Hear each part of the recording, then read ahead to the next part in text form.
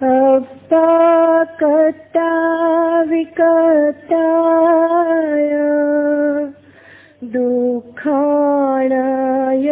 सुहाणाय अपामितं ममितं च दुपठी सुपठ्यो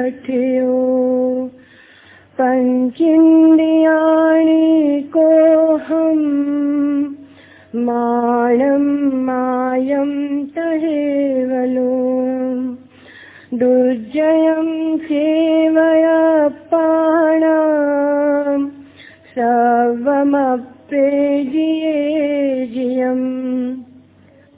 आत्मा ही अपने सुख और दुख का करता है तथा आत्मा ही अपने सुख और दुख का नाशक है। अच्छे मार्ग पर चलने वाला आत्मा मित्र है और बुरे मार्ग पर चलने वाला आत्मा शत्रु। 5 इंद्रियां क्रोध, मान, माया और लोभ तथा सबसे अधिक दुर्जय अपनी आत्मा को जीतना चाहिए। एक आत्मा को जीत लेने पर सब कुछ जीत लिया जाता है।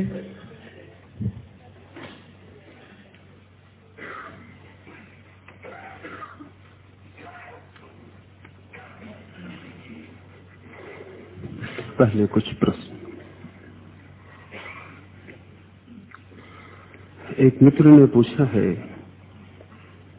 कि संकल्प और समर्पण के मार्गों को न मिलाया जाए, तालमेल न बिठाया जाए, ऐसा आपने कहा।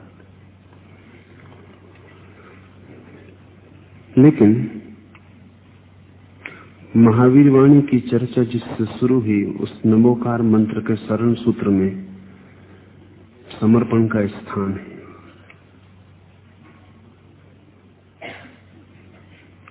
और आप भी जिस भांति ध्यान के प्रयोग करवाते हैं, उसमें संकल्प से शुरुआत होती है और चौथे चरण में समर्पण पर समाप्ति। तो इन दोनों में कोई तालमेल है या नहीं?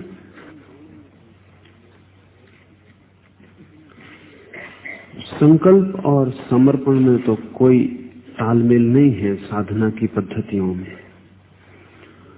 समर्पण की अपनी पूरी पद्धति है, संकल्प की अपनी पूरी पद्धति है, लेकिन मनुष्य के भीतर तालमेल है। इसे थोड़ा समझना पड़े। ऐसा मनुष्य खोजना मुश्किल है जो पूरा संकल्पवान हो। ऐसा मनुष्य भी खोजना मुश्किल है जो पूरा समर्पण के तैयारी में हो। मनुष्य तो दोनों का जोड़ है। एम्फेसिस का फर्क हो सकता है। एक व्यक्ति में संकल्प ज्यादा, समर्पण कम। एक व्यक्ति में समर्पण ज्यादा, संकल्प कम। इसे हम ऐसा समझें जैसे मैंने कहा कि समर्पण स्त्री चित्त का लक्षण है, संकल्प पुरुष चित्त का। लेकिन मनुष्यविद कहते हैं कोई पुरुष पूरा पुरुष नहीं, कोई स्त्री पूरी स्त्री नहीं। आधुनिकतम खोजें कहती हैं कि हर मनुष्य के भीतर दोनों है। पुरुष के भीतर छिपी हुई स्त्री है, स्त्री के भीतर छिपा हुआ पुरुष है। जो फर्क है स्त्री और पुरुष में, वो प्रबलता का फर्क है, एम्फेसिस का फर्क है। इसीलिए पुरुष स्त्री में आकर्षित होता है, स्त्री पुरुष में आकर्षित होती है। कार्ल गुस्ताव जुंग का महत्वपूर्ण दान इस सदी के विचार को है। उनकी अन्यतम खोजों में जो महत्वपूर्ण खोज है वो है कि प्रत्येक पुरुष उस स्त्री को खोज रहा है जो उसके भीतर ही छिपी है, और प्रत्येक स्त्री उस पुरुष को खोज रही है जो उसके भीतर ही छिपा है। और इसलिए ये खोज कभी पूरी नहीं हो पाती। जब आप किसी को पसंद करते हैं तो आपको पता नहीं कि पसंदगी का एक ही अर्थ होता है कि आपके भीतर जो स्त्री छिपी है या पुरुष छिपा है, उससे कोई पुरुष या स्त्री बाहर मेल खा रही है, इसलिए आप पसंद करते हैं। लेकिन वो मेल पूरा कभी नहीं हो पाता, क्योंकि आपके भीतर जो प्रतिमा छिपी है वैसी प्रतिमा बाहर खोजनी असंभव है। इसलिए कभी थोड़ा मेल बैठता है, लेकिन फिर मेल टूट जाता है। या कभी थोड़ा मेल बैठता है, थोड़ा नहीं भी बैठता, इसी के बीच बाहर सब चुनाव है। लेकिन चुनाव की विधि क्या है? हमारे भीतर एक प्रतिमा है, एक चित्र है, उसे हम खोज रहे हैं कि वो कहीं बाहर मिल जाए। तो एक तो उपाय यह है कि हम उसे बाहर खोज लें, जो कि असफल ही होने वाला है। और एक सुख है जो मेरे भीतर की स्त्री से बाहर की स्त्री का मेल हो जाए तो मुझे मिलता है, वो क्षणभंगुर है। फिर एक और मिलन भी है कि मेरे भीतर का पुरुष ही मेरी भीतर की स्त्री से मिल जाए, वो मिलन शाश्वत है। सांसारिक आदमी बाहर खोज रहा है, योगी उस मिलन को भीतर खोजने लगता है। और जिस दिन भीतर की दोनों शक्तियां मिल जाती हैं, उस दिन पुरुष पुरुष नहीं रह जाता, स्त्री स्त्री नहीं रह जाती, उस दिन दोनों के पार चेतना हो जाती है। उस दिन व्यक्ति खंडित न होकर अखंड आत्मा हो जाता है। तो जब हम कहते हैं कि संकल्प का मार्ग, तो इसका मतलब हुआ कि जो व्यक्ति बहुलता से पुरुष है, गौण रूप से स्त्रीण है, उसका मार्ग। लेकिन उसके मार्ग पर भी थोड़ा सा संकल्प के पीछे थोड़ा सा समर्पण होगा, क्योंकि वो जो छाया की तरह उसकी स्त्री है, उसका भी अनुदान होगा। और जो व्यक्ति समर्पण के मार्ग पर चल रहा है, उसके भी भीतर छिपा हुआ पुरुष है और छाया की तरह संकल्प भी होगा। इसका क्या व्यक्ति के भीतर क्या तालमेल है? साधनाओं में कोई तालमेल नहीं है। ऐसा समझें, जब कोई व्यक्ति समर्पण के लिए तय करता है, तब ये तय करना तो संकल्प है। अगर आप तय करते हैं कि किसी के लिए सब कुछ समर्पित कर दें, तो अभी समर्पण का ये जो निर्णय आप ले रहे हैं, ये तो संकल्प है। इतने संकल्प के बिना तो समर्पण नहीं होगा। जो व्यक्ति तय करता है कि मैं संकल्प से ही जीऊंगा, जो निर्णय करता हूं उसको ही श्रम से पूरा करूंगा, ये संकल्प से शुरुआत हो रही है। लेकिन जो निर्णय किया है, वो निर्णय कुछ भी हो सकता है, उस निर्णय के प्रति पूरा समर्पण चाहिए पड़ेगा। जो संकल्प से शुरू करता है, उसे भी समर्पण की जरूरत पड़ेगी। जो समर्पण से शुरू करता है, उसे भी संकल्प की जरूरत पड़ेगी, लेकिन वे गौण होंगे, छाया की तरह होंगे। व्यक्ति तो दोनों का जोड़ है, स्त्री पुरुष का। इसलिए क्या महत्वपूर्ण है आपके भीतर, वो आपकी साधना पद्धति होगी। लेकिन दोनों साधना पद्धतियां अलग होंगी, दोनों के मार्ग, व्यवस्थाएं, विधियां अलग होंगी। मैं जिस साधना पद्धति का प्रयोग करता हूं, वो संकल्प से शुरू होती है, लेकिन पद्धति वो समर्पण की है। लेकिन कोई भी समर्पण संकल्प से ही शुरू हो सकता है, लेकिन संकल्प सिर्फ शुरुआत का काम करता है और धीरे धीरे समर्पण में विलीन हो जाना होता है। लेकिन पद्धति वो समर्पण की है। पूछा जा सकता है कि फिर जो लोग संकल्प की ही पद्धति पर जाने वाले हैं, उनका इस पद्धति में क्या होगा? संकल्प की पद्धति पर जाने वाले लोग कभी लाख में एकाध होता है, करोड़ में एकाध होता है। क्योंकि संकल्प की पद्धति पे जाने का अर्थ है अब किसी का कोई भी सहारा न लेना। संकल्प के मार्ग पर वस्तुतः गुरु की भी कोई आवश्यकता नहीं है,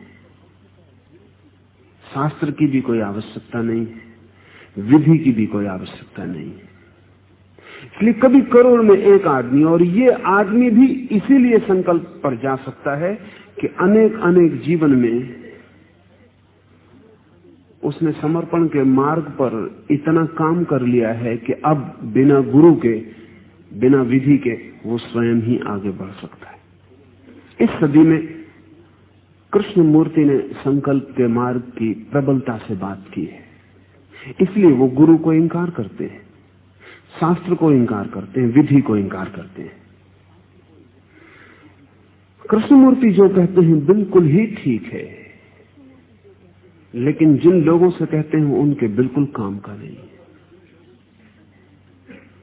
और इसलिए खतरनाक है। कृष्णमूर्ति शायद ही किसी व्यक्ति को मार्ग दे सके हों। हाँ, बहुत लोग जो मार्ग पर थे उनको वो विचलित जरूर कर सके। होगा ही। अगर करोड़ में एक व्यक्ति संकल्प के मार्ग पर चल सकता है तो संकल्प की चर्चा खतरनाक है, क्योंकि वो जो करोड़ हैं जो नहीं चल सकते वे भी सुन लेंगे। और संकल्प के मार्ग का जो बड़ा खतरा यह है कि अहंकारियों को बड़ा प्रीतिकर लगता है कि ठीक है, न गुरु की जरूरत, न विधि की, न शास्त्र की, मैं काफी हूं। ये अहंकार को बहुत प्रीतिकर लगता है। तो करोड़ लोग अगर सुनेंगे उनमें एक चल सकता है। और बड़े मजे की बात यह है कि वो एक जो चल सकता है शायद ही कृष्णमूर्ति को सुनने जाएगा।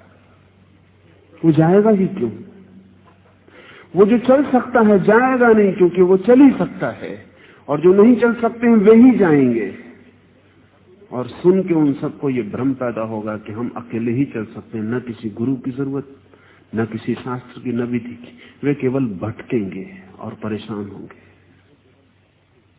क्योंकि उन्हें अगर गुरु की जरूरत न होती तो वे कृष्णमूर्ति के पास भी न आए होते। ये किसी की तलाश में उनका आना ही बताता है कि वे अपनी तलाश में अकेले नहीं जा सकते। लेकिन उनके अहंकार को भी तृप्ति मिलेगी, क्योंकि गुरु बनाने में विनम्र होना जरूरी है। गुरु इंकार करने में कोई विनम्रता की आवश्यकता नहीं। विधि स्वीकार करने में कुछ करना पड़ेगा, कोई विधि नहीं है तो कुछ करने का सवाल ही समाप्त हो गया।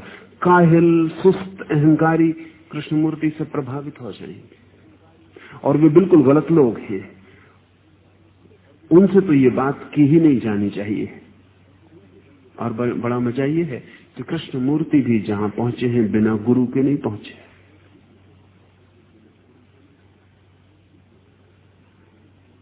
इस सदी में किसी व्यक्ति को अधिकतम गुरु मिले हो तो वो कृष्णमूर्ति है। एनी बिसेंट जैसा गुरु, लीड बीटर जैसा गुरु खोजना बहुत मुश्किल है। लेकिन एक उपद्रव हुआ, और वो उपद्रव ये था कि कृष्णमूर्ति ने इन गुरुओं को नहीं खोजा था, इन गुरुओं ने कृष्णमूर्ति को खोजा। यही उपद्रव हो गया। और ये गुरु इतनी तीव्रता में थे, इतनी जल्दी में थे, किन्हीं कारणों से। एक बहुत उपद्रवी सदी की शुरुआत हो रही थी, और धर्म का कोई निशान भी न बचे इसका भी डर था। और लीड बीटर और एनी बिसेंट और उनके साथी इस कोशिश में थे कि धर्म की जो शुभ्रतम ज्योति है वो कहीं से प्रकट हो सके। तो वे किसी की तलाश में थे कि कोई व्यक्ति पकड़ लिया जाए जो इस काम के लिए आधार बन जाए, मीडियम बन जाए। कृष्णमूर्ति को उन्होंने चुना। कृष्णमूर्ति पर वर्षों मेहनत की, कृष्णमूर्ति को निर्मित किया, कृष्णमूर्ति को बनाया, खड़ा किया। कृष्णमूर्ति जो कुछ भी है उसमें 99% उनका दान है।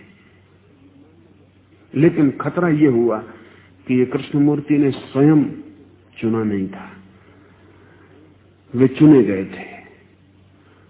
और अगर हम अच्छा भी किसी को बनाने की चेष्टा करें और ये उसकी मर्जी ना रही हो या स्वेच्छा से ना चुना गया हो, तो वो आज नहीं कल अच्छे बनाने वालों के भी विपरीत हो जाए। उन्होंने इतनी चेष्टा की कृष्णमूर्ति को निर्मित करने की, यही चेष्टा कृष्णमूर्ति के मन में प्रतिक्रिया बन गई। गुरु उनको बोझ की तरह मालूम पड़े।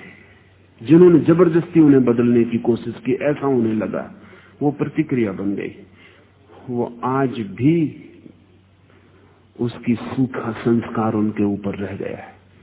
वो आज भी उन्हीं के खिलाफ बोले जाते हैं। जब कृष्णमूर्ति गुरु के खिलाफ बोलते हैं तो आपको ख्याल में भी नहीं आता होगा कि वो लीड बीटर के खिलाफ बोल रहे हैं, एनी बिसेंट के खिलाफ बोल रहे हैं। बहुत देर हो गई उस बात को हुए, लेकिन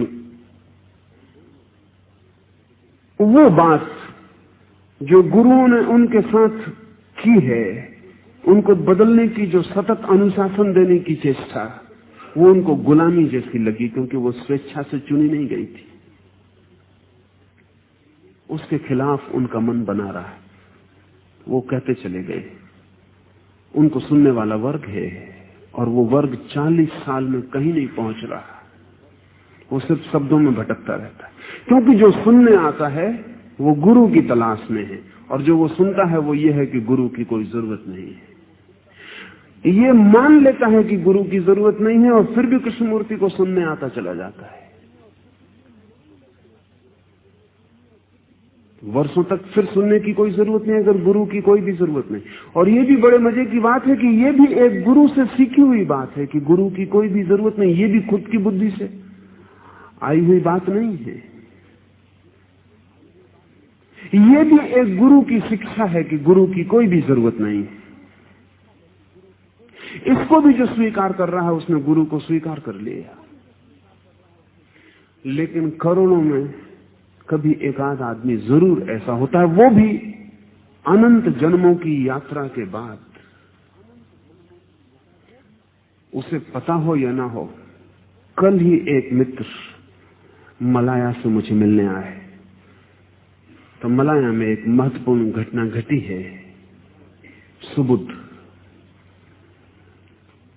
और मोहम्मद सुबुह नाम के एक व्यक्ति पर अचानक अनायास प्रभु की ऊर्जा का अवतरण हुआ। लेकिन मुसलमान मानते हैं कि एक ही जन्म है, इसलिए मोहम्मद सुबुह को भी लगा कि मुझ साधारण आदमी पर परमात्मा की कृपा हुई। उनके मानने वाले भी यही मानते हैं कि यह सिर्फ एक संयोग की बात है कि मोहम्मद सुबुह चुना गया। मैंने उनसे कहा कि हम ऐसा नहीं मान सकते, कोई आकस्मिक घटना नहीं होती। सिर्फ मुसलमान थियोलॉजी के कारण पाक सुबुह को लगता है कि अचानक मुझ पर प्रभु की कृपा हुई, लेकिन ये जन्मों जन्मों की साधना का परिणाम है, नहीं तो ये हो नहीं सकता। तो जब कभी कोई व्यक्ति अचानक भी संकल्प की स्थिति में आ जाता है, तब भी वो ये न सोचे कि गुरुओं का हाथ नहीं है। हजारों हजारों गुरुओं का हजारों हजारों जन्मों में हाथ है। पानी को कोई गर्म करता जाता है, 100 डिग्री पर भाप बनता है, 99 डिग्री तक तो भाप नहीं बनता। लेकिन जिस अंगार ने 99 तक पहुंचाया है, उसके बिना 100वीं डिग्री भी नहीं आती। 100वीं डिग्री पर भाप बन के उड़ता हुआ पानी सोच सकता है कि 99 डिग्री तक तो मैं कुछ भी नहीं था, सिर्फ पानी था। तो ये जो घटना घट रही, अचानक घट रही, लेकिन 0 डिग्री से 100 डिग्री तक की जो लंबी यात्रा है, उस यात्रा में न मालूम कितने ईंधन ने साथ दिया है। आखिरी घटना आकस्मिक घटती मालूम होती है, लेकिन इस जगत में कुछ भी आकस्मिक नहीं है, नहीं तो विज्ञान का कोई उपाय न रह जाएगा। हिंदू चिंतन इसलिए बहुत गहरा गया है और उसने कहा कि इस जगत में कुछ भी आकस्मिक नहीं है। अगर कृष्णमूर्ति अचानक ज्ञान को उपलब्ध होते हैं तो ये भी अचानक हमें लगता है, या पाक सुबुह पर अचानक प्रभु की अनुकंपा मालूम होती तो ये भी हमें लगता है अचानक हुआ। जन्मों जन्मों की तैयारी है। 99.9 तक भी पानी पानी ही होता है, फिर 1 पॉइंट और भाप हो जाता है। तो पाक सुबुह को 99.9 तक भी पता नहीं है कि भाप बनने का क्षण करीब आ गया। जब भाप बनेंगे तभी पता चलेगा। तब एकदम आकस्मिक लगेगा कि क्षण भर पहले मैं एक साधारण दुकानदार था, कि साधारण कर्मचारी था, एक साधारण आदमी था, बाल बच्चे वाला, पत्नी वाला, कुछ पता नहीं था। अचानक ये क्या हो गया? ये भी अचानक नहीं है, पीछे कार्य कारण की लंबी श्रृंखला है, और वो लंबी है श्रृंखला, बहुत लंबी है। तो हजारों जन्मों के बाद कभी कोई व्यक्ति इस हालत में भी आ जाता है कि स्वयं ही खोज ले, क्योंकि अब एक ही बिंदु की बात रह जाती, सब तैयारी पूरी होती है, जरा सा संकल्प और यात्रा शुरू हो जाती। लेकिन ये पहुंचने में भी न मालूम कितने समर्पणों का हाथ है। जो व्यक्ति कभी कभी अचानक समर्पण को उपलब्ध हो जाता है, उसके पीछे भी न मालूम कितने संकल्पों का हाथ है। जीवन दोनों का गहरे में जोड़ है। पद्धतियां अलग हैं, व्यक्ति अलग नहीं है। आज एक व्यक्ति मेरे पास आता है, कहता है कि सब समर्पण करता हूं, लेकिन सब समर्पण करना कितना बड़ा संकल्प है इसका आपको पता है? इससे बड़ा कोई संकल्प क्या होगा? और ये इतना बड़ा संकल्प कर पाता है, इसका अर्थ हुआ कि इसने बहुत छोटे छोटे संकल्प साधे, तभी इस योग हुआ है कि इस परम संकल्प को भी करने की तैयारी कर लेता है। पद्धतियों में कोई मेल नहीं है, लेकिन व्यक्ति तो एक है। बल का, एम्फेसिस का फर्क हो सकता है। तो आपको जो खोजना है वो पद्धतियों में मेल नहीं खोजना है, आपको जो खोजना है वो अपनी दशा खोजनी है कि मेरे लिए संकल्प ज्यादा या समर्पण ज्यादा उपयोगी है, और मेरे किस में ज्यादा सहजता से लीन हो सकेंगे। मगर ये भी थोड़ा कठिन है, क्योंकि हम अपने को धोखा देने में कुशल हैं, इसलिए ये कठिन है। पर अगर कोई व्यक्ति आत्मनिरीक्षण में लगे तो शीघ्र ही खोज लेगा कि क्या उसका मार्ग है। अब जो व्यक्ति 40 साल से कृष्णमूर्ति को सुनने बार बार जा रहा और फिर भी कहता हो मुझे गुरु की जरूरत नहीं, वो खुद को धोखा दे रहा है। वो सिर्फ शब्दों का खेल कर रहा है, चुपता बातें कृष्णमूर्ति की दोहरा रहा और कहता है गुरु की मुझे कोई जरूरत नहीं। गुरु की कोई जरूरत नहीं है तो ये सीखने कृष्णमूर्ति के पास जाने का कोई प्रयोजन नहीं है। अपने तई एक पल खड़ा नहीं हो सकता। साफ है कि समर्पण इसका मार्ग होगा, मगर अपने को आत्मवंचना कर रहा है। एक आदमी कहता है कि मैं तो समर्पण में उत्सुक हूं। एक मित्र ने मुझे आके कहा कि मैंने तो मेहर बाबा को समर्पण कर दिया था, मगर अभी तक कुछ हुआ नहीं। तो ये समर्पण नहीं है, क्योंकि आखिर में तो ये अभी सोच ही रहा है कि कुछ हुआ नहीं। अगर समर्पण कर ही दिया था तो हो ही गया होता, क्योंकि समर्पण से होता है, मेहर बाबा से नहीं होता। मेहर बाबा से कुछ लेना देना नहीं है। मेहर बाबा तो सिर्फ प्रतीक है। वो कोई भी प्रतीक काम देगा, राम कृष्ण कोई भी काम दे देगा, उससे कोई मतलब नहीं है। राम ना भी हुए हो ना भी हो तो भी काम दे देगा। महत्वपूर्ण प्रतीक नहीं है, महत्वपूर्ण समर्पण है। यह आदमी कहता है मैंने सब उन पर छोड़ दिया लेकिन अभी कुछ हुआ नहीं। लेकिन की गुंजाइश समर्पण में नहीं है। छोड़ दिया, बात खत्म हो गई। हो न हो, अब आप बीच में आने वाले नहीं है। तो ये धोखा दे रहा है अपने को, ये समर्पण किया नहीं है, लेकिन सोचता है कि समर्पण कर दिया और अभी हिसाब किताब लगाने में लगा हुआ है। समर्पण में कोई हिसाब किताब नहीं है। अगर हिसाब किताब ही करना है तो संकल्प, अगर हिसाब किताब नहीं ही करना है तो समर्पण। और जब एक दिशा में आप लीन हो जाएं तो वो जो दूसरा हिस्सा आपके भीतर रह जाएगा छाया की तरह, उसे भी उसी के उपयोग में लगा दें, उसे उसके विपरीत खड़ा ना रखें। इसे थोड़ा ठीक से समझ लें।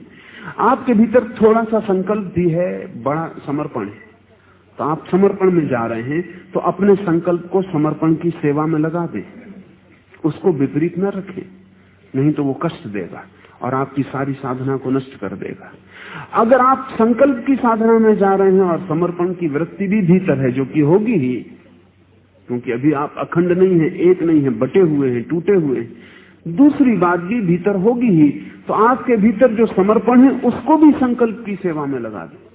इसलिए महावीर ने शब्द प्रयोग किया आत्मशरण। महावीर कहते हैं दूसरे की शरण मत जाओ, अपनी ही शरण आ जाओ। संकल्प का अर्थ हुआ कि मेरे भीतर जो समर्पण का भाव है वो भी मैं अपने ही प्रति लगा दूं, अपने को ही समर्पित हो जाऊं। वो भी बचना नहीं चाहिए, वो सक्रिय काम में आ जाना चाहिए। ध्यान रहे, हमारे भीतर जो बच रहता है बिना उपयोग का, वो घातक हो जाता है, डिस्ट्रक्टिव हो जाता है। हमारे भीतर अगर कोई शक्ति ऐसी बच रहती है जिसका हम कोई उपयोग नहीं कर पाते, तो वो विपरीत चली जाती है। इसके पहले कि हमारी कोई शक्ति विपरीत जाए, उसे नियोजित कर लेना जरूरी है। नियोजित शक्तियां सृजनात्मक हैं, क्रिएटिव हैं। अनियोजित शक्तियां घातक हैं, डिस्ट्रक्टिव हैं, विध्वंसक हैं। तो जो संकल्प कर रहा है उसे समर्पण को भी संकल्प के कार्य में लगा देना चाहिए। 1000 मौके आएंगे जब संकल्प का उपयोग समर्पण के साथ हो सकता है। जैसे एक आदमी ने संकल्प किया कि मैं 24 घंटे खड़ा रहूंगा, तो अब इस संकल्प के प्रति पूरा समर्पित हो जाना चाहिए। अब 24 घंटे में एक बार भी सवाल नहीं उठाना चाहिए कि मैंने ये क्या किया, करना था कि नहीं करना था। अब पूरा समर्पित हो जाना चाहिए, अपने ही संकल्प के प्रति अपना पूरा समर्पण कर देना चाहिए। अब 24 घंटे ये सवाल नहीं है। एक आदमी ने संकल्प किया कि किसी के चरण पकड़ लिए, यही आसरा है, तो फिर अब बीच बीच में सवाल नहीं उठाने चाहिए संकल्प से कि मैंने ठीक किया कि नहीं ठीक किया, कि ये मैं क्या कर रहा हूं। अब सारे संकल्प को इसी समर्पण में डुबा देना चाहिए। तो मेरे भीतर कोई अनियोजित हिस्सा नहीं बचे तो मैं साधक हूं। अगर अनियोजित हिस्सा बच जाए तो मैं संदेह से घिरा रहूंगा और अपने को ही अपने ही हाथ से काटता रहूंगा। खुद की विपरीत जाती शक्ति व्यक्ति को दीन कर देती है। खुद की सारी शक्तियां समाहित हो जाएं तो व्यक्ति को शक्तिशाली बना देती हैं। तो जब मैंने कहा कि संकल्प और समर्पण के मार्गों का तालमेल मत करना, तो मेरा मतलब ये नहीं है कि आप अपने भीतर की शक्तियों का तालमेल मत करना। संकल्प के मार्ग पर चलें तो समर्पण के मार्ग की जो विधियां हैं उनका उपयोग मत करना। आपके भीतर जो समर्पण की क्षमता है उसका तो जरूर उपयोग करना। जब समर्पण के मार्ग पर चलें तो संकल्प की जो विधियां हैं वो फिर आपके लिए नहीं रही, लेकिन आपके भीतर जो संकल्प की क्षमता है उसका पूरा उपयोग करना। मैं समझता हूं मेरी बात आपको साफ हुई होगी। जैसे कि एक आदमी एलोपैथिक दवाएं लेता है, एक आदमी होम्योपैथिक दवाएं लेता है, या एक आदमी नेचुरोपैथी का इलाज करता है। पैथीज को मिलाना मत। ऐसा मत करना कि एलोपैथी की भी दवा ले रहे हैं, होम्योपैथी की भी दवा ले रहे हैं और नेचुरोपैथी भी चला रहे हैं। इसमें बीमारी से शायद ही मरे, पैथीज से मर जाएंगे। बीमारी से बचना आसान है, लेकिन अगर कई पैथी का उपयोग कर रहे हैं तो मरना सुनिश्चित है। जब एलोपैथी ले रहे हो तो फिर शुद्ध एलोपैथी लेना, फिर बीच में दूसरी चीजों को बाधा मत डालना। जब होम्योपैथी ले रहे हो तो पूरी होम्योपैथी लेना, दूसरी चीज को बाधा मत डालना। लेकिन चाहे एलोपैथी लें, चाहे होम्योपैथी लें, चाहे नेचुरोपैथी लें, भीतर वो जो क्षमता है ठीक होने की उसका पूरा उपयोग करना। वो एलोपैथी के साथ जुड़े कि होम्योपैथी के साथ कि नेचुरोपैथी के साथ, ये अलग बात है, लेकिन भीतर वो जो ठीक होने की क्षमता है उसका पूरा उपयोग करना। आप कहेंगे वो तो हम करते ही हैं, जरूरी नहीं है। कुछ लोग ऊपर से दवा लेते रहते हैं और भीतर बीमार रहना चाहते हैं, तब बड़ी मुश्किल हो जाती है। अगर बीमारी आपकी तरकीब है तो दवा आपको ठीक ना कर पाएगी। आप कहेंगे कौन आदमी बीमार रहना चाहता, आप गलती में, फिर आपको मनुष्य के मन का कोई भी पता नहीं है। मनस्विद कहते हैं कि 100 में से 50% बीमारियां बीमारों के आवाहन है, उन्होंने बुलाई। बचपन से बीमारी का सिखावन हो जाती।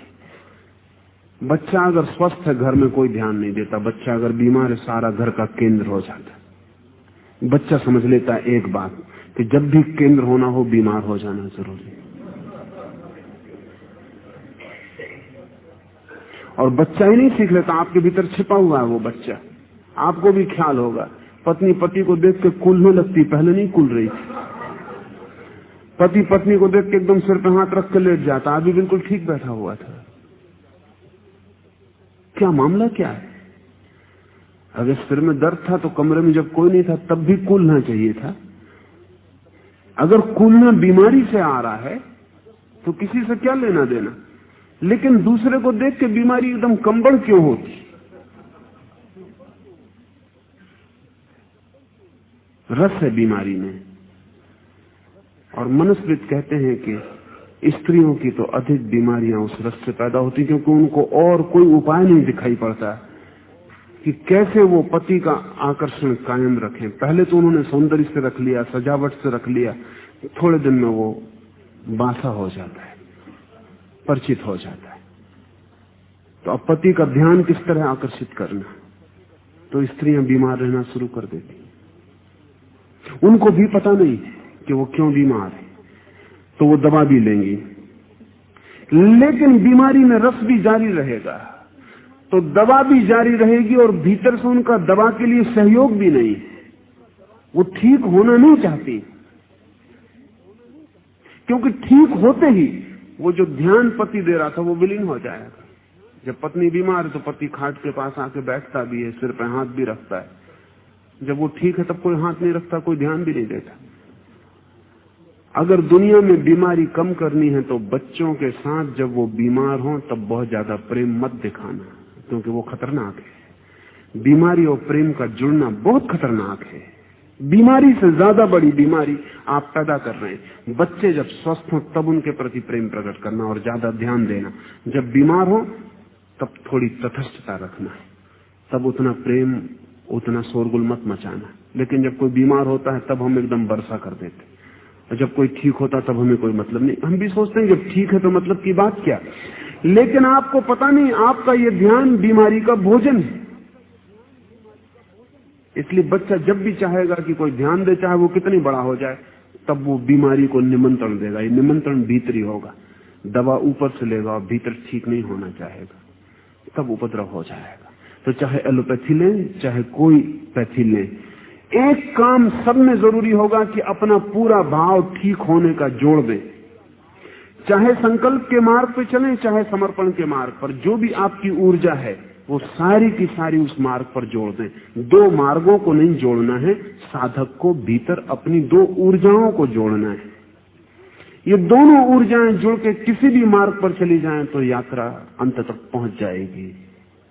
भीतर तो ऊर्जाएं बटी रहें और आदमी मार्गों को जोड़ने में लगा रहे, कभी भी नहीं पहुंच पाएगा। पैथीज जुड़ के जहर हो जाती हैं, अलग अलग अमृत है। दो मार्ग जुड़ के भटकाने वाले हो जाते, अलग अलग पहुंचाने वाले हैं।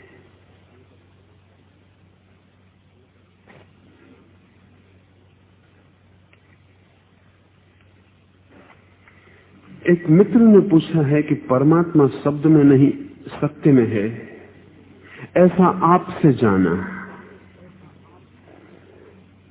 मैं भी इन शब्दों के जाल से छूटना चाहता हूं,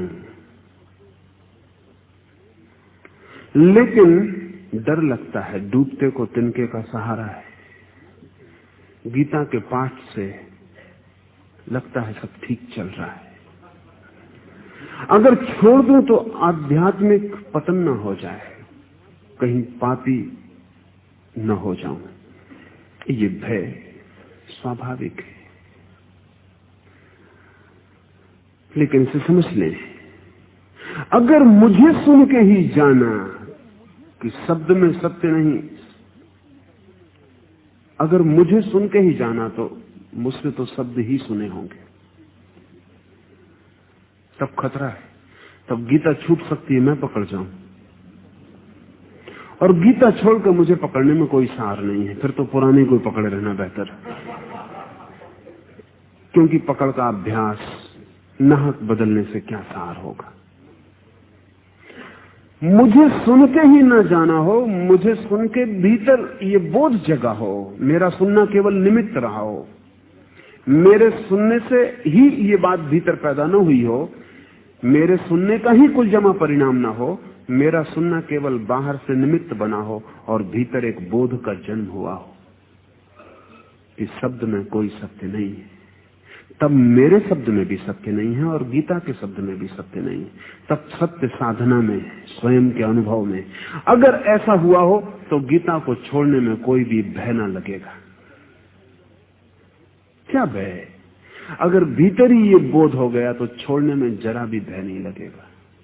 बोध के लिए कोई भय नहीं है। भय का कारण ये है कि मेरा शब्द लग रहा है प्रीतिकर, तो अब गीता के शब्द को छोड़ना है, जगह खाली करनी, तब मेरे शब्द को भीतर रख पाएंगे। इससे भय लग रहा है कि इतना पुराना शब्द, इसको छोड़ना और नए शब्द को पकड़ना, पुराना तिनका छोड़ना और नए तिनकों को पकड़ने में भय लगेगा, क्योंकि पुराना तिनका नहीं मालूम पड़ता, नाव मालूम पड़ता है, इतने दिन से पकड़ा हुआ है। जब उसको छोड़ेंगे और नए तिनकों को पकड़ेंगे तो नया तिनका भी तिनका दिखाई पड़ेगा, धीरे धीरे वो भी नाव बन जाएगा। जैसे जैसे आंख बंद होने लगेगी वो भी नाव मालूम पड़ने लगेगा। इसलिए पुराने को नए से बदलने में भय लगता है, क्योंकि पुराने के साथ तो सम्मोहन जुड़ जाता है, नए के साथ सम्मोहित होना पड़ेगा, वक्त लगेगा, समय लगेगा। जितनी देर समय लगेगा उतने दिन भीतर एक भय और घबराहट रहेगी। नहीं, कोई गीता के शब्द को मेरे शब्द से बदलने की जरूरत नहीं, सब शब्द एक जैसे हैं। अगर बदलना ही है तो सत्य से शब्द को बदलना है, लेकिन सत्य है आपके भीतर, न मेरे शब्द में है, न गीता के शब्द में, न महावीर के शब्द में। इनके शब्द भी आपके भीतर की तरफ इशारा है। वो जो मील का पत्थर कह रहा है मंजिल आगे है, तीर बना हुआ है, उस मील के पत्थर में कोई मंजिल नहीं है, वो सिर्फ इशारा है। और सब इशारे छोड़ देने पड़ते हैं तो ही यात्रा होती। मील के पत्थर को छाती से लगा के कोई बैठ जाए तो हम उसे पागल कहेंगे, लेकिन गीता को कोई छाती से लगा के बैठा हो तो हम उसको धार्मिक आदमी कहते हैं। गीता मील का पत्थर है, कृष्ण के द्वारा लगाया गया पत्थर, इशारा है। मैं भी एक पत्थर लगा सकता हूं, वो भी इशारा बनेगा। आप एक पत्थर छोड़कर दूसरा पत्थर पकड़ लें, इससे कोई हल नहीं है। थोड़ी राहत भी मिल सकती है, जैसा कि मरघट लोग ले जाते हैं अर्थी को तो एक कंधे से दूसरे पर रख लेते, थोड़ी देर राहत मिलती है, क्योंकि एक कंधा थक गया, दूसरे पर रख लिया। अगर कृष्ण से आप थक गए हैं तो मुझे रख सकते हैं, लेकिन थोड़ी देर में मुझसे थक जाएंगे। जब कृष्ण से ही थक गए तो मुझसे कितनी देर बचेंगे बिना थके? मुझसे भी थक जाएंगे, फिर कंधा बदलना पड़ेगा। कंधे तो बदलते बदलते जन्म बीत गए, कितने कंधे आप बदल नहीं चुके। कंधे बदलने से कोई सार नहीं। इशारा, इशारा क्या है?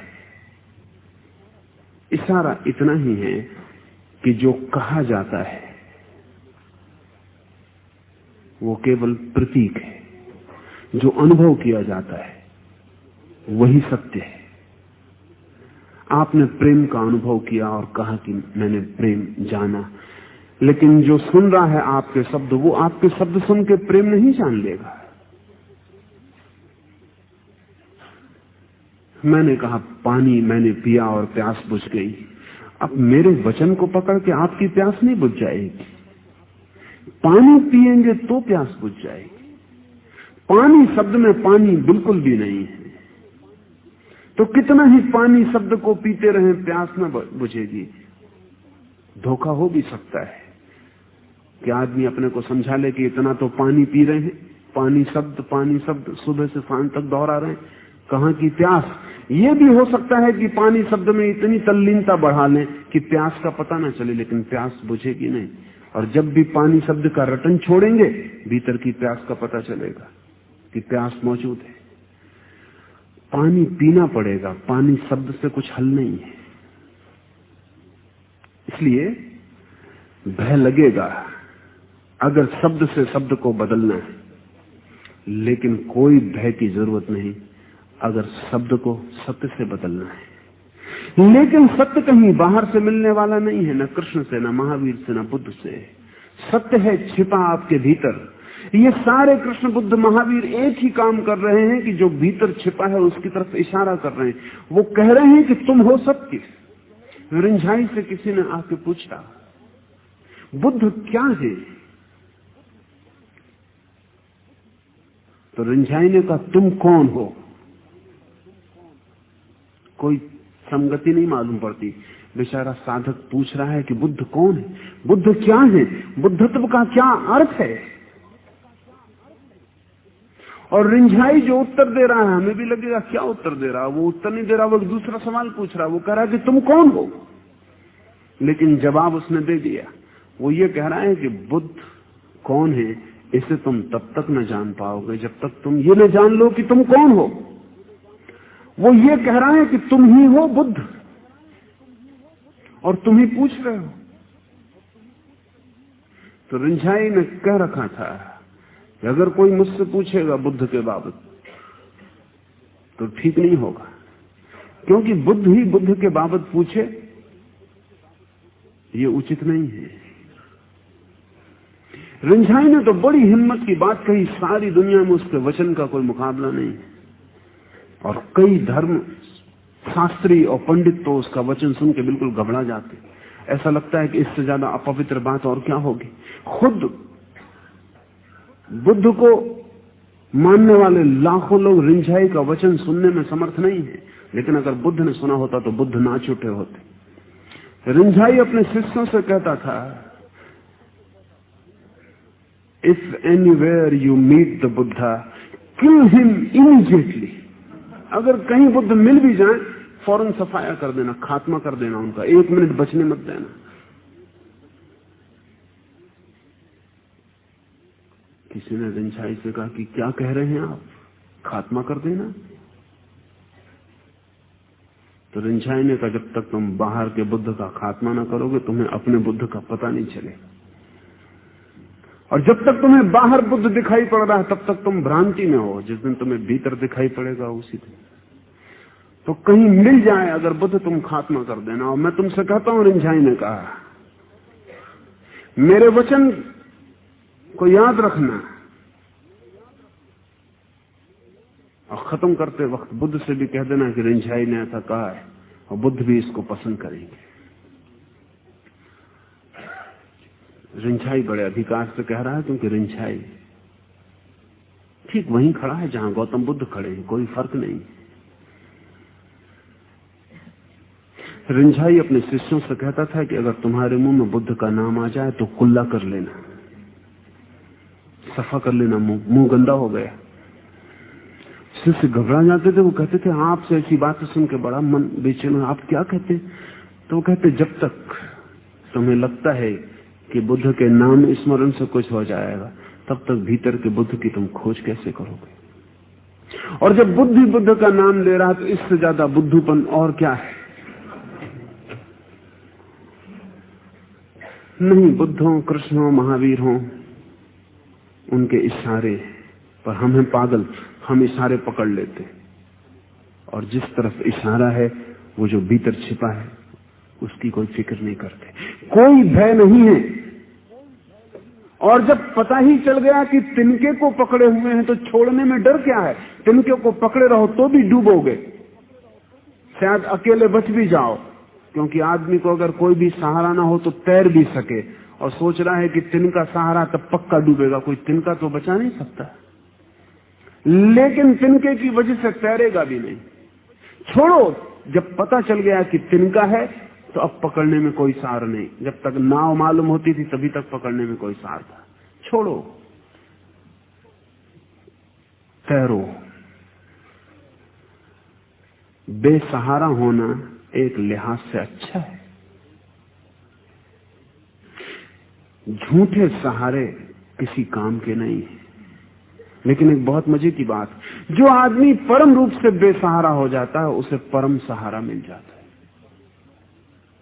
वो तो भीतर ही छिपा है आपके, जिसके सहारे की जरूरत, तिनके की कोई जरूरत नहीं, वो जो भीतर छिपा है वही सहारा है।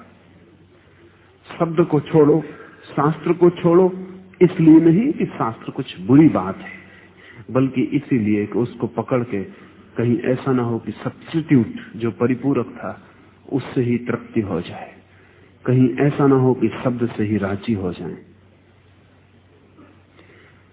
खतरा है बड़ा शब्द के साथ, सत्य के साथ कोई खतरा नहीं, लेकिन हमें सत्य के साथ खतरा मालूम होता, शब्द के साथ कोई खतरा नहीं मालूम होता। क्या कारण?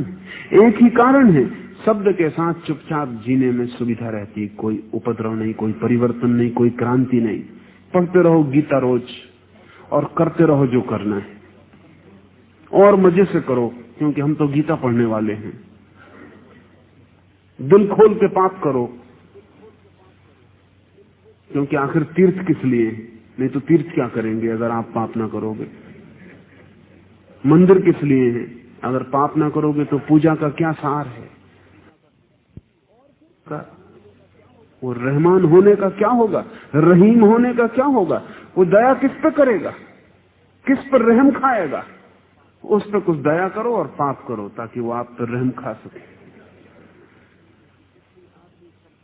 इसलिए आदमी शब्दों में जीता रहता है और जिंदगी वृत्तियों में, वासनाओं में विक्षिप्त दौड़ती रहती है। शब्द को छोड़ने का अर्थ केवल इतना ही है कि जिंदगी को देखो, शब्दों में मत उलझे रहो। और अगर चाहिए है किसी दिन स्वतंत्रता, मुक्ति, आनंद, तो जिंदगी को बदलो। शब्दों को बदलने से कुछ भी होने वाला नहीं है। अब सूत्र, आत्मा ही अपने सुख और दुख का कर्ता है तथा आत्मा ही अपने सुख और दुख का नाशक भी। अच्छे मार्ग पर चलने वाला आत्मा मित्र है और बुरे मार्ग पर चलने वाला आत्मा शत्रु। महत्वपूर्ण बात महावीर ने कही कि आप ही अपने शत्रु हो, आप ही अपने मित्र। कोई दूसरा शत्रु नहीं है और कोई दूसरा मित्र भी नहीं। दूसरे से छुटकारा हमारा हो जाए, इसकी चिंता ही महावीर को है। दूसरे पर हम जिम्मेवारियां रखना छोड़ दें, ये सारे उनके वचनों का सार है और सारी जिम्मेवारी अपने ऊपर ले लें। महावीर कहते हैं कि जब तुम ठीक मार्ग पर चलते हो तो तुम अपने ही मित्र हो, और जब तुम गलत मार्ग पर चलते हो तो तुम अपने ही शत्रु हो। इसे हम थोड़ा समझें। अगर मैं किसी पर क्रोध करता हूं तो पता नहीं उसे दुख पहुंचता है या नहीं, ये कोई पक्का नहीं, लेकिन मुझे दुख में देता हूं, ये पक्का है। अगर मैं महावीर को गाली दूं तो महावीर को कोई दुख नहीं पहुंचता, लेकिन गाली देने में मैं तो पीड़ित होता ही हूं, क्योंकि गाली शांति से नहीं दी जा सकती। उसके लिए उबलना और जलना जरूरी है, रातें खराब करना जरूरी है, आगे पीछे दोनों तरफ चिंता, बेचैनी, जलन, क्योंकि तभी वो जलन और बेचैनी ही तो गाली बनेगी। वो जो मेरे भीतर पीड़ा होगी वही जब इतनी भारी हो जाएगी कि उसे संभालना मुश्किल हो जाएगा, तभी तो मैं किसी को चोट पहुंचाऊंगा। ध्यान रहे, जब मैं किसी को चोट पहुंचाता हूं तो खुद को चोट पहुंचाए बिना नहीं पहुंचा सकता। असल में जब भी मैं किसी को चोट पहुंचाता हूं उसके पहले ही मैं अपने को चोट पहुंचा लेता हूं। मेरा घाव भीतर ना हो तो मैं दूसरे को घाव करने जा नहीं सकता, घाव ही घाव करवाता है। कभी सोचें कि आप बिल्कुल शांत, आनंदित और अचानक किसी को गाली देने लगे तो आपको खुद हंसी आ जाएगी कि क्या हो रहा है, और दूसरे को भी गाली मजाक मालूम पड़ेगी, गाली नहीं मालूम पड़ेगी। गाली की तैयारी चाहिए, उसकी बड़ी साधना है। पहले साधना पड़ता है, पहले मन ही मन उसमें काफी पागलपन पैदा करना पड़ता है, पहले मन ही मन सारी योजना बनानी पड़ती। और जब आप इतने तैयार हो जाते हैं भीतर कि अब विस्फोट हो सकता है, तभी कोई बम ऐसे ही नहीं फूटता, पीछे भीतर बारूद चाहिए। असल में बम फूटता ही इसलिए है कि भीतर विक्षिप्त बारूद मौजूद है, और जब आप भी फूटते हैं तो भीतर बारूद आपको निर्मित करनी पड़ती है। जब एक आदमी किसी पर क्रोध करता है तो अपने को दुख देता है, पीड़ा देता है, वो अपना शत्रु है। बुद्ध ने भी ठीक यही बात कही है कि बड़े पागल हैं लोग, दूसरों की भूलों के लिए अपने को सजा देते। आपने गाली दी मुझे, ये भूल आपकी रही और मैं अपने को सजा देता हूं क्रोधित होकर आपको सजा दे सकता हूं, ये कोई जरूरी नहीं। अपने को सजा देता हूं, गलती थी आपकी, चोट अपने को पहुंचाता हूं, तब मैं अपना ही शत्रु हूं। अगर हम अपना जीवन खोजें तो हमें पता लगेगा कि हम 24 घंटे अपनी शत्रुता कर रहे हैं। दो तरह के शत्रु हैं जगत में। एक, वे जो भोग की दिशा में भूल करते हैं, वे अपने को सजा दिए जा रहे हैं, अपने को सताए चले जा रहे हैं, अपने को काटे जा रहे हैं, मारे जा रहे हैं। फिर तो वे इतने आदी हो जाते हैं कि वे समझते भी हैं कि अब ये नहीं करना, फिर भी रुक नहीं पाते। अभी मेरे पास एक युवक को लाया गया, LSD और मारिजुआना और सब तरह के ड्रग्स ले लेके उसने ऐसी हालत कर ली, अब तो उसको दिन में 2 दफा इंजेक्शन वो अपने हाथ से लगा ले तभी जी पाता, नहीं तो जिंदगी बेकार मालूम पड़ती। सारे हाथों में छेद हो गए हैं, सारा खून खराब हो गया है, सारे शरीर पर फोड़े फुंसियां, रोग फैल गए हैं। अब वो कहता है कि मैं रुकना चाहता हूं, लेकिन कोई उपाय नहीं। जब सुबह होता है तो जिंदगी बेकार मालूम पड़ती, जब तक मैं एक इंजेक्शन और न लगा दूं। आज यूरोप और अमेरिका के अनेक अनेक अस्पताल भरे हुए हैं ऐसे युवक युवतियों से जो बिल्कुल पागल हो गए हैं, अपनी हत्या कर रहे हैं, रोज जहर डाल रहे हैं। लेकिन अब वो ये भी जानते हैं कि अब हम जो कर रहे हैं ये करने योग्य नहीं है, अब हम मरेंगे इसमें, ये भी जानते हैं, लेकिन रुक भी नहीं सकते। जब सुबह आती है तो बस नहीं लगाए बिना जिंदगी बेकार मालूम पड़ती है, लगाओ तो लगता है अपनी हत्या कर रहे हैं, क्या हो गया है इनको। लेकिन ये जरा अतिशय रूप है, कर हम भी यही रहे हैं। जरा हमारे डोज हल्के छोटे, इनके डोज मजबूत है। हम भी रोज रोज जहर लेते हैं, लेकिन होम्योपैथिक डोज हैं हमारे, इसलिए पता नहीं चलता, रोज लेते रहते हैं। उसके बिना हमारा भी नहीं चलता। कभी 1 महीना बिना क्रोध किए देखें, तब पता चलेगा कि चलता है इसके बिना कि नहीं। वो भी डोज है, क्योंकि क्रोध होते से शरीर में विषाक्त द्रव्य छूट जाते हैं और खून पागल हो जाता है। वो आपको करना पड़ता है बार बार। ये आदमी बाहर से इंजेक्शन लेके भीतर जहर डाल रहा है, आप भीतर की ग्रंथियों में से जहर को ले रहे हैं, लेकिन फर्क कुछ भी नहीं है। 10-5 दिन काम वासना से बच जाते हैं तो बुखार मालूम होने लगता है, भारी हो जाती है वासना ऊपर। किसी तरह शरीर की शक्ति को बाहर फेंका जाए तो ही हल्कापन लगेगा, नहीं तो नहीं लगेगा। फेंक के अनुभव होता है, कुछ सार पाया नहीं, लेकिन 2-4 दिन बाद फिर फेंके बिना कोई रास्ता नहीं मालूम पड़ता। क्या कर रहे हैं हम जिंदगी के साथ? महावीर कहते हैं हम अपने शत्रु। भोग में भी हम शत्रुता कर रहे हैं, क्योंकि भोग से कभी आनंद पाया नहीं। एक बात को सूत्र समझ लें कि जहां से दुख ही मिलता हो, उस मार्ग का अर्थ है कि हम अपने साथ शत्रुता कर रहे हैं। जहां से आनंद कभी मिलता ही ना हो, वहां से मित्रता का क्या अर्थ? जिंदगी में आपने दुख ही पाया है, सारी जिंदगी दुख से भरी हुई है। इस दुख से भरी जिंदगी का अर्थ क्या है कि हम जिन भी रास्तों पर चल रहे हैं, जो भी कर रहे हैं जीवन में, वो सब अपने साथ शत्रुता है। लेकिन हम अपने को बचा लेते हैं, हम कहते हैं दूसरे शत्रु हैं इसलिए तकलीफ पा रहे हैं। ये बचाव है, ये पलायन, ये होशियारी है आदमी की, कि वो कहता है दूसरों की वजह से। इस तरह वो टाल देता है, असली कारण को छिपा लेता है और दुख भोगता चला जाता है। अगर मैं ये मानता हूं कि दूसरे मेरे शत्रु हैं इसलिए मैं दुख पा रहा हूं, तो फिर मेरे दुख से छुटकारे का कोई उपाय नहीं। किसी जगत में, किसी व्यवस्था में मुझे रहना हो, मैं दुखी रहूंगा, क्योंकि मैंने मौलिक कारण ही छोड़ दिया और एक झूठे कारण पर अपनी नजर बांध ली। लेकिन एक और भी शत्रुता है, जो इस तरह के शत्रु कभी कभी इससे ऊब जाते हैं तो करते हैं। आदमी भोग में अपने को सताता है। ये सुन के हैरानी होगी, हम तो सोचते हैं भोग में आदमी बड़ा सुख पाता है।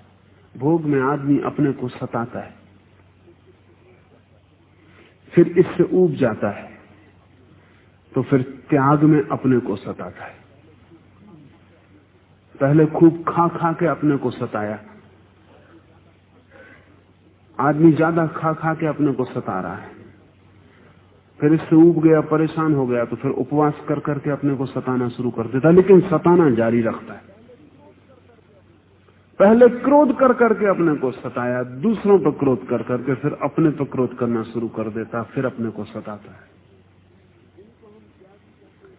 तो जिनको हम त्यागी कहते हैं, अक्सर वो शीर्षासन करते हुए भोगी होते हैं।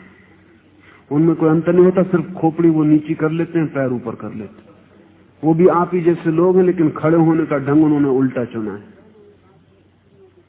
पहले एक आदमी स्त्रियों के पीछे दौड़ दौड़ के अपने को सताता है, फिर स्त्रियों से दूर भाग भाग के सताना शुरू कर देता है, लेकिन अपने को सताना जारी रखता है और दोनों से दुख पाता है। मैं ऐसे सन्यासी को नहीं मिल पाया खोज खोज के जो कहे कि सन्यास लेके मैं आनंदित हो गया। तो इसका क्या मतलब हुआ? फिर संसारी दुखी है, समझ में आने वाली बात, ये सन्यासी क्यों दुखी है? एक बड़े जैन मुनि से मेरी बात हो रही थी, बड़े आचार्य हैं, आनंद की कोई उन्हें खबर नहीं है, दुखी दुख का पता है। तो संसारी दुखी है, छोड़ो, क्षमा योग्य है। सब छोड़ के जो त्यागी खड़ा हो गया ये भी दुखी है। संसारी की तरकीब है कि वो कहता है मैं दुखी हूं दूसरों के कारण, और त्यागी की तरकीब यह है वो कहता है दुखी हूं मैं पिछले जन्मों के कारण। मगर दोनों कुशल हैं, कहीं और टाल देते हैं। संसारी टाल देता है दूसरे लोगों पर, सन्यासी टाल देता है दूसरे जन्मों पर। संसारी भी मानता है मैं जैसा हूं बिल्कुल ठीक हूं, दूसरे गलत हैं। ये त्यागी भी मानता है कि मैं तो अब बिल्कुल ठीक हूं, लेकिन पिछले जन्मों में जो किया है वो दुख भोगना पड़ रहा है। दोनों का तर्क एक ही है, ये कहीं टाल रहे हैं। ये बड़े मजे की बात है कि कोई अगर आपसे कहे कि आप अभी पापी हो तो दुख होता है, और वो कहे कि पिछले जन्मों का पाप तो दुख नहीं होता। क्या मामला है? पिछले जन्म अपने मालूम ही कहां पड़ते, इतना डिस्टेंस है, इतना फासला है कि जैसे किसी और के होगा। इसको तो छोड़ दें, आदमी का मन कैसा है उसे समझें।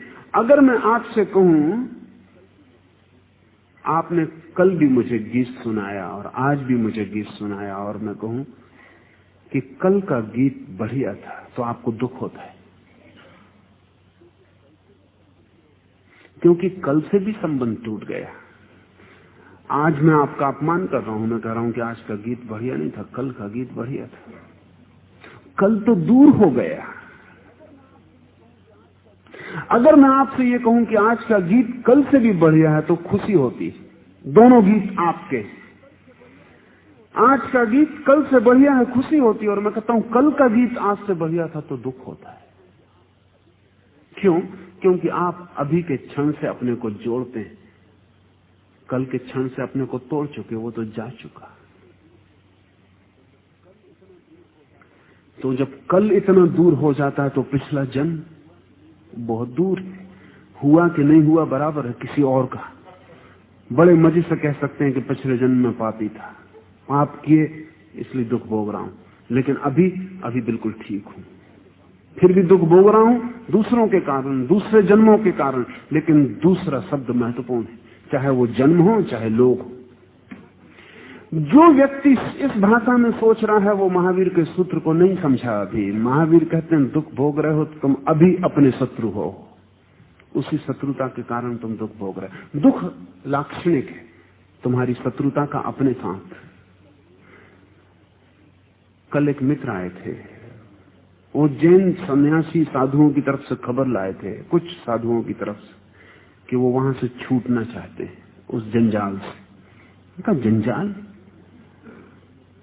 वो छूटना चाहते हैं लेकिन हिम्मत भी नहीं छूटने की, क्योंकि जब सन्यास लिया था तो बड़ा स्वागत समारंभ हुआ था, और जब छोड़ेंगे तो अपमान होगा, निंदा होगी, लोग कहेंगे पतन हो गया।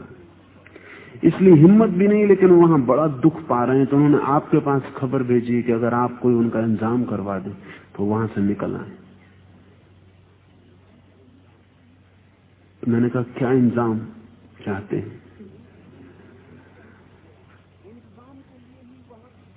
इंतजाम के लिए ही वहां भी गए थे।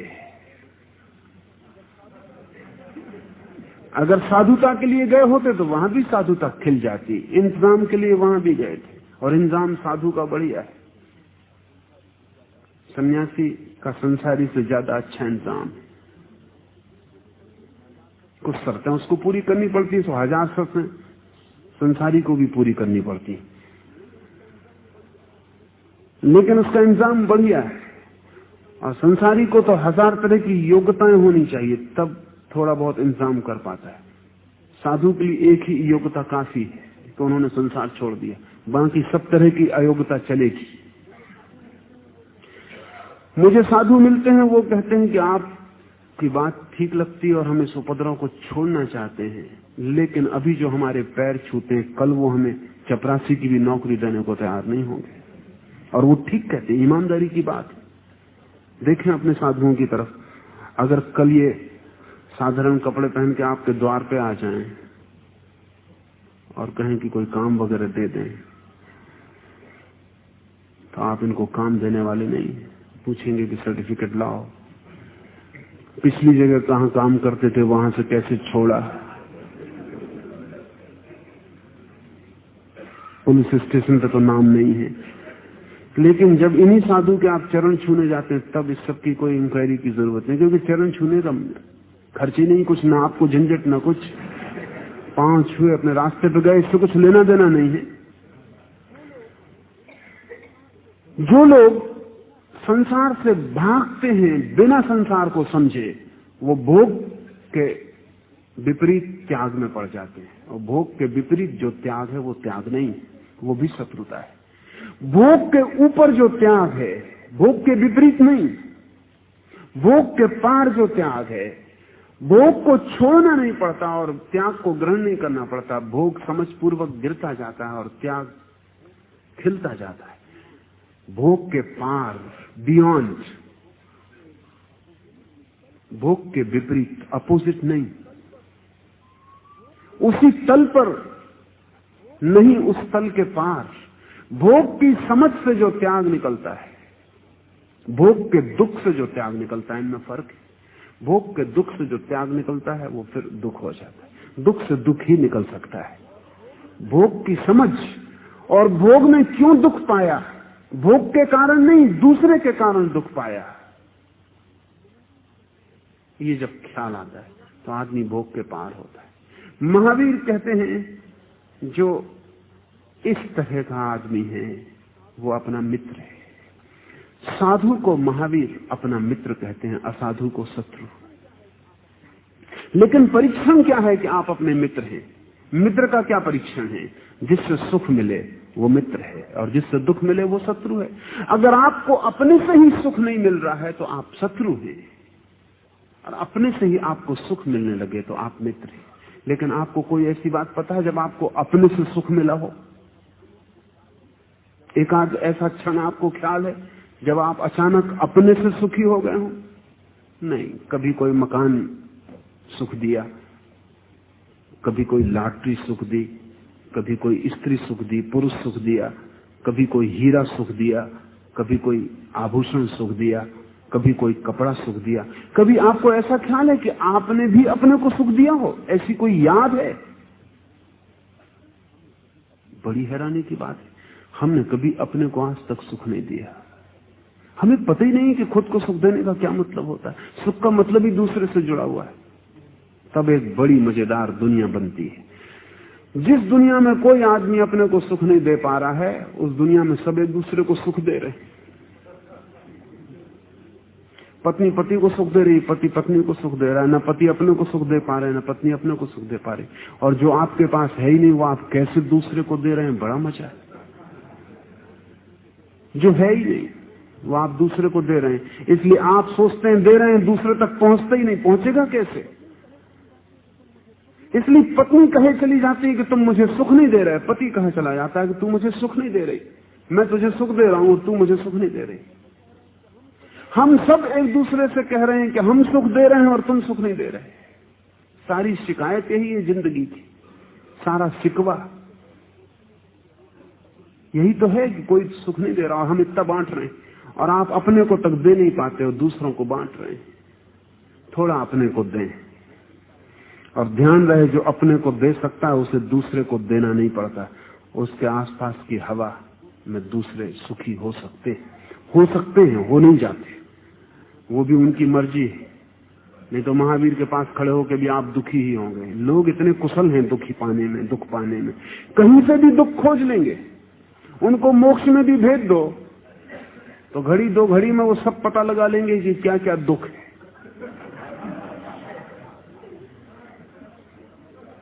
मोक्ष भी उनसे बच नहीं सकता। ये जो महावीर वगैरह कहते हैं मोक्ष में आनंद ही आनंद है, इनको पता नहीं आदमियों का। असली आदमी पहुंच जाए तब पता चलेगा कि वो वहां दुख ही दुख बता देंगे कि इसमें क्या आनंद है।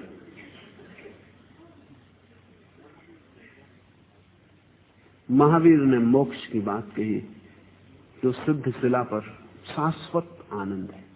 बर्टन रसल को इससे बहुत दुख हुआ। बर्टन रसल ने लिखा है कि शाश्वत सदा रहेगा, फिर कभी उससे छुटकारा ना होगा, फिर बस आनंद ही आनंद में रहना पड़ेगा, फिर बदलाहट नहीं होगी। इससे मन बहुत घबराता है। बर्टन रसल ने कहा इससे तो नरक बेहतर, कम से कम अदल बदल तो कर सकते हैं।